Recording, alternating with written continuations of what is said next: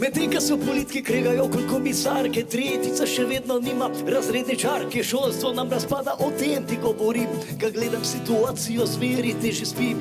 Ko je huj, da otroci sploh nimajo šolskih ur, ali pa da slovenščino uči henčefur. Ni učiteljev za kemijo in za fiziko, zahteve previsoke so, plače pa prenisko, priprave, dežuranje, ocenjevanja, govorilne starši in pričakovanja. Vsak dan se bojim, da bo učiteljica videla pred šolo glasa, če prišla delati v Lidla. Mi pa bomo sami učilci ostali, gledali prazno tablo in se spraševali, zakaj moramo 9 let v šoli zapit, če niti ni več folka, ki bi hotel nas učiti. Razumel boš, ko videl boš učilnico in zaštekal, kako v slabih razmerah delamo.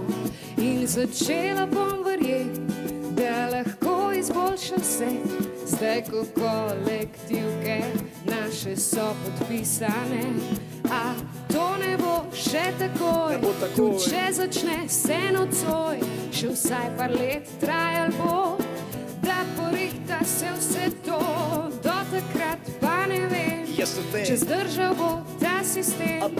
Ne morem več, mi je žal, a res nas je premalo. Ne bom zaprl, sam povem, da nočem disat, nočem tako kačale se na zvezkava narisat. Ne delam se važnega, štekam, da težko je, sam sem biklerat upozoril na dvoje prvič. Tako stanje imamo želi v cajt, ampak vsakič, ko učiti so začeli fajt.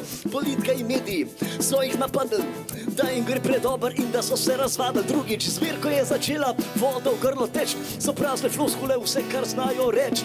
Padajo nam standardi in s njim rezultati, ministri in direktori pa za zaprtimi vrati delajo. Raziskave ustanavljajo agencije, edini ukrep, ki ga poznajo, več birokracije. Mogoče je prišel čas za deložacijo, preden izgubimo še eno generacijo. In zakaj je trajalo toliko časa, da smo končno vsi dojeli, da je to velik problem in začeli reševati smo težave res počasi, a zdaj vsaj jasna je trasa.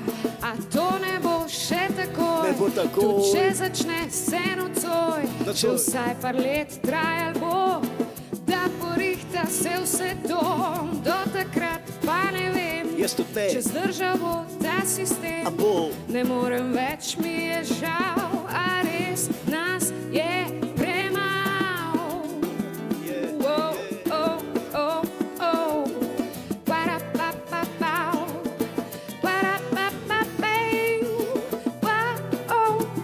Boril sem se za dvojko in za pravico.